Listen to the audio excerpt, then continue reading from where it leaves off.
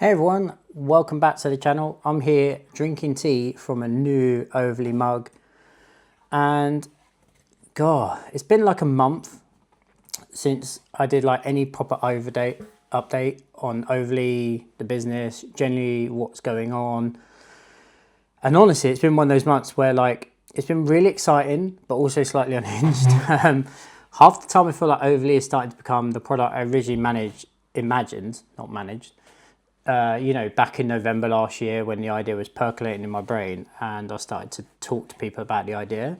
But then the other half of the time, I'm staring at databases, some broken workflows, weird project logic, thinking like, why have I done this? So I thought, you know what, let's focus this update on like where Overly is now, what I'm trying to build, what has changed in the product since I started building it, because obviously we've had customers starting to use it and early access users, and that's helping shape where it's going. And, what am I learning about the business side? So let's go into it. So stick around and make sure you subscribe to the channel and like the videos to help me get the product out there and get people to know and follow the journey. It's all really helpful and needed. Thank you. So the biggest thing for me this month is that like Overly has started to move from being just a pipeline tool into something that really feels more like a proper research workspace for all of your product and business data. And the big part of that is because in the last week and two, I've been really working on the feature of a research assistant. And I think it's probably the clearest version yet of what Overly is meant to become. Like the idea behind the research assistant is pretty simple, right? You should be able to work with your research in one place. You should be able to ask questions about the data you already have. You should be able to design new research pipelines. You should be able to run analysis, and you should be able to trace all of that back to actual evidence. Because one of the things that keeps coming back to is that most companies do not lack all this information. They have like the opposite problem. They have information everywhere, right? Websites, spreadsheets, reports, PDF, YouTube channel comments, competitor pages, exports, emails, APIs. It's just everywhere, right? And it's all scattered all over the place. The current AI solution for a lot of people in this area is basically, let's open ChatGPT, let's open Claude, let's throw some files in it or point it at a folder. Maybe I'll submit a few links to it and hope that somehow that AI understands that absolute mess of information. And to be fair, most of the time it looks like it's working, because AI is going to give you an answer. It's very much doesn't want to say no. So for really one-off tasks, that could be quite useful. Like if you've just got one file and you're like, summarize me this, or you've got one spreadsheet, you're like, tell me the results of this. That is actually useful, but it's not a system and it can't scale. That is just hoping that the very clever chatbot is just rummaging you through your chaos and will figure it out, right? So what I'm trying to build with Overly is different. Overly is not just about chatting with data. It's about giving AI a proper structure around that data. So when the assistant gives you an answer, it's not just making a guess based on a blob of text. It understands runs, it understands entities, it understands artifacts, signals, reports, pipelines. And that all sounds technical, but the simple version is this, right? Overly is trying to help AI understand not just the data, but the connections between all that data, and is the important bit, because business research rarely about one document or one answer. It is usually about the patterns, what's changed, what keeps coming up, what are customers saying across different sources, how has a competitor moved over time, what did this brand launch this week, which signals are noise and which ones actually matter. That is where I think Overly starts to become useful. The research assistant is the place where, all of this comes together in one feature. You can start to chat with that research you already have.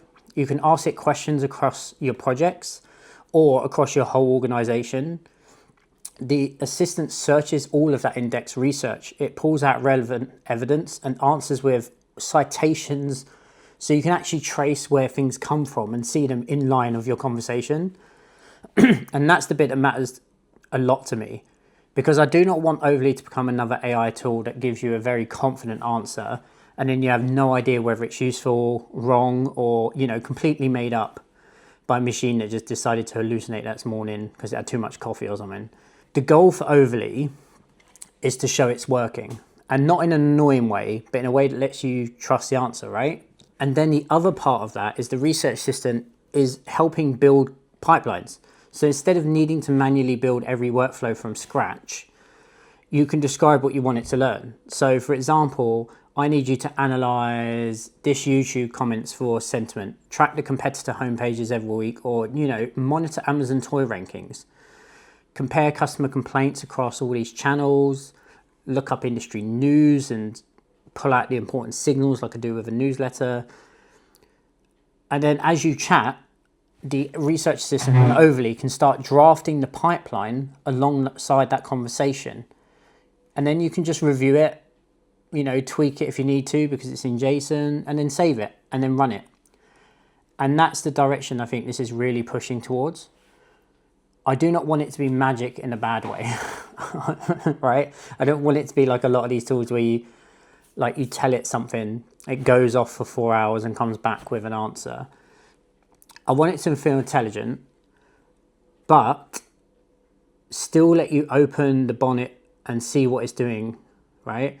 So, because I think that's where a lot of AI products fall over. They either give you too much technical complexity where only a developer can use it, or they hide everything behind a friendly little chatbot and you're supposed to trust it.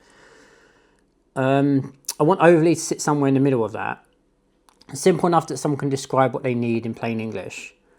Structured enough that the output is repeatable, inspectable, and actually useful. And this month has basically made that case much clearer.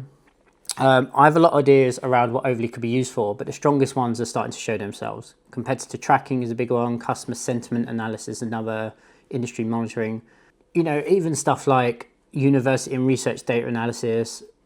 Basically, anywhere a team has to repeatedly gather information, analyze it, and turn it into something useful, that is where I want Overly makes the most sense, basically. The more I build this, the more I realise Overly is not really just about data collection. It's about the memory. Businesses need systems that remember, right? What changed, when it changed, where the evidence came from, and what it could mean. And that is a very different thing from just generating one-off answers. And on the business side, I'm still trying to figure out the best way to build this without immediately relying on investment. And that's where like Ajax Labs comes in, right? Ajax Lab is basically the service side that helps me bootstrap Overly. The idea is to take on client work that is close to the product, not random agency work, not can you build this website for my cousin's dog grooming website or something. Although to be fair, if the dog has budget, let's talk. But really the focus of Ajax Lab is the AI systems, research automation, data readiness, intelligent pipelines, and helping companies making better use of the information they already have. That is useful for many reasons. One, it helps fund the development because unfortunately the product does not pay the bills from day one. This one requires investment up front, a lot of effort, a lot of work to get a client ready, because at the end of the day, one of the big fundamentals is you're dealing with data and there's a lot of regulation to make that safe. And two, helps me stay close to the real problems that I'm trying to solve with Overly. I don't want to be sitting in the room building some product that nobody actually needs because I've not listened to how people want to use it. Client work gives me, you know, a way to see what businesses are really struggling with, where their data is messy, where their research processes break, where AI is useful, and where AI is just being forced in places do not belong. And that's important because Overly needs to be grounded with actual use cases, not startup fantasy land. And another thing I've been working on this month is positioning.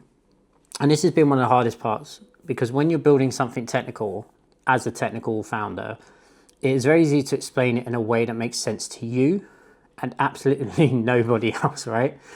You start seeing things like multi-source intelligent organization layer, and everyone politely nods, and they've mentally left the room. So I've been trying to simplify the way I talk about Overly, and the clearest version for me at the moment is this, so bear with me. Overly helps turn messy research data into structured knowledge that AI can automatically use. That is the heart of it.